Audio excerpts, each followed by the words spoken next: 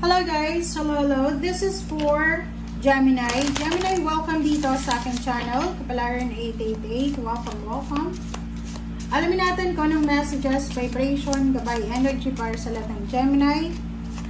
Tingnan natin Gemini kung ang message ko na to ay, ang barahang to ay makaresonate ka. Okay. Alright, Snake and Phoenix.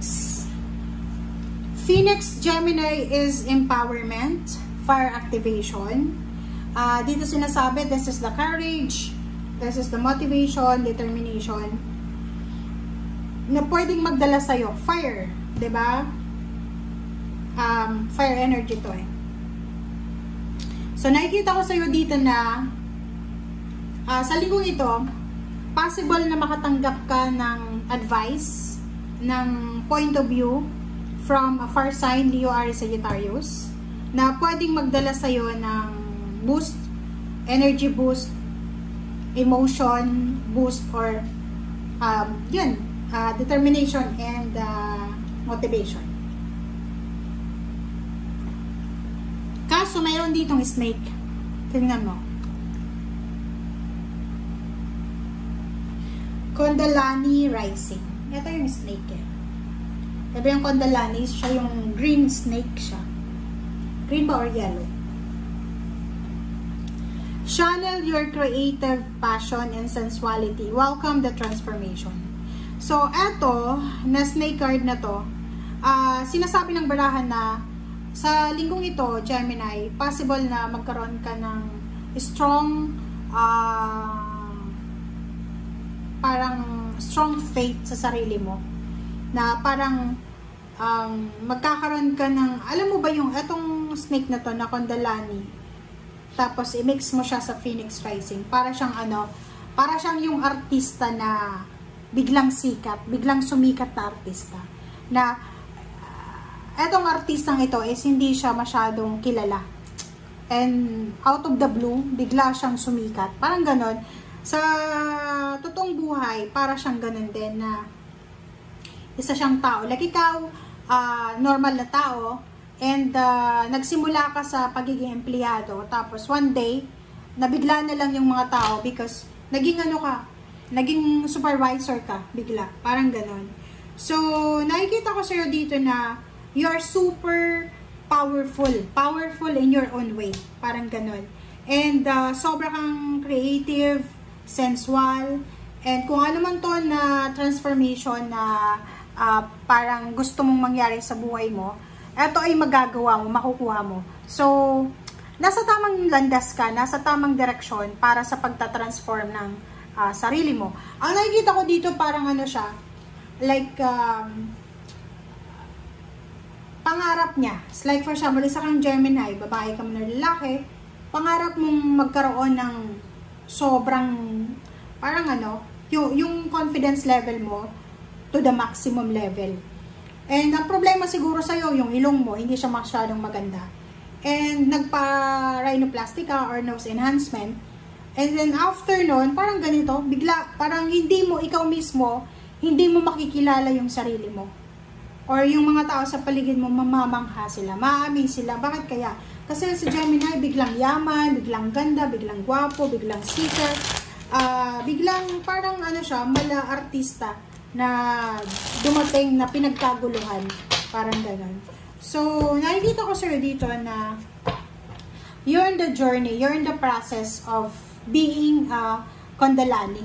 Kundalini rising to eh, na parang biglang magbabago yung, like, anong tawag doon? Yung parang biglang ganda, biglang gwapo, biglang sikat, biglang yaman, parang gano'n. Wow, unexpected. Okay, next card natin is 5 of Cups, King of Swords, 7 of Cups, 5 of Pentacles, Strength. So, nakikita ko sir dito, mayroong mga Gemini dito na, yung iba sa inyo dyan, mayroon kayong direksyon na tinatahak sa ngayon. And all in talaga yung ginagawa nyo.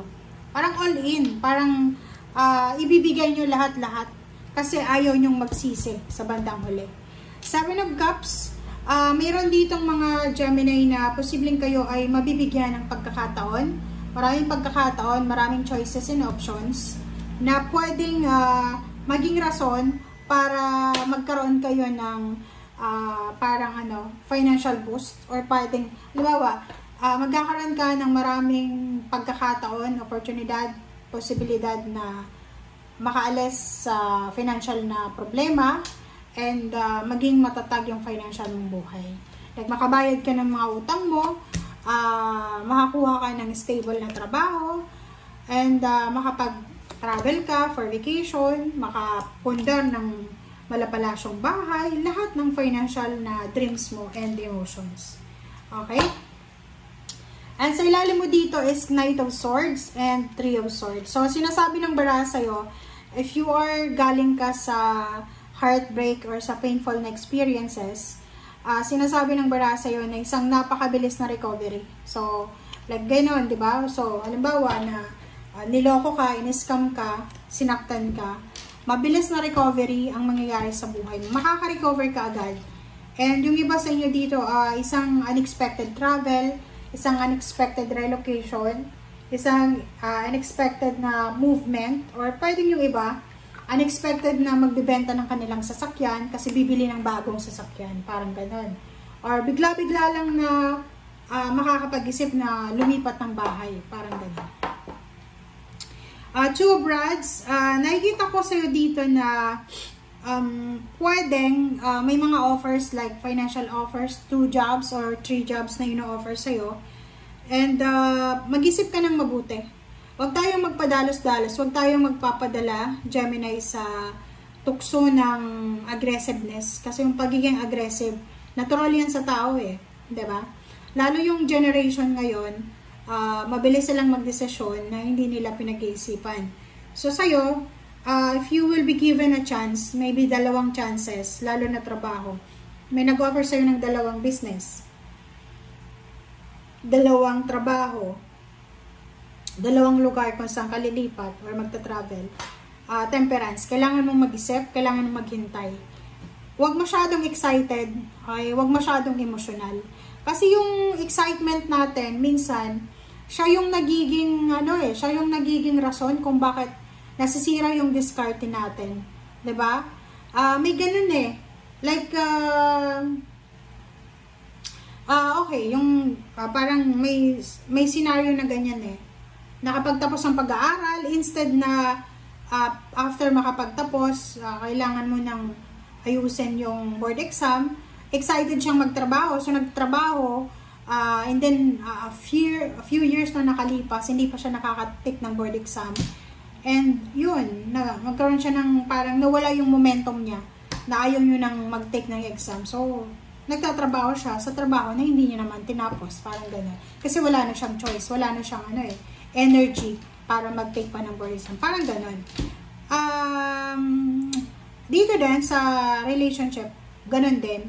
Like, halimbawa na sa sobrang pangarap sa buhay, sobra-sobra yung pangarap sa buhay para sa pamilya, tumandang dalaga na, pinag-aral lahat ng mga pamangkin, kapatid, inuna yung ibang tao hanggang hindi siya nakapag-asawa, tumanda siya mag-isa. Yung mga taong tinulungan niya, hindi siya tinulungan nung matanda na siya. So parang ganun. So sinasabi ng baraha dito na unahin mo yung sarili mo. Huwag kang masyadong excited para sa success ng ibang tao. Okay lang mag-celebrate tayo ng success ng ibang tao. Pero kung ikaw yung gagawa na, halimbawa, ikaw yung gagawa para sa success ng ibang tao, and then i-outshine mo, tapos yung ikaw, magtitiis ka, parang ipaprioritize mo yung success nila kaysa sa success mo. Hindi naman tama yon, okay? Pwede naman kayong sabay-sabay na magtagumpay. Hindi lang isa dapat. Parang gano'n, di ba? Or hindi lang isa pa. Like for example, ikaw lang yung breadwinner sa family. Pwede naman lahat kayo maging breadwinner, di ba? Hindi naman pwedeng panganay lang yung breadwinner. Hindi lang pwedeng yung bunso. Hindi lang yung, kasi sa family ganun eh. Kung sino yung may pera, siya yung, or may trabaho, siya yung mag-handle lahat ng expenses.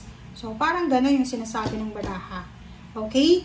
So, yung mga choices and options sa trabaho, sa negosyo, sa love life, huwag tayo masyadong excited. Kaya ngayon sinasabi, kailangan natin na sa sobrang fiery mo, sa sobrang determination, baka masira yung diskarte mo, And yun, pagsisihan mo. So, thank you guys for watching. Bye!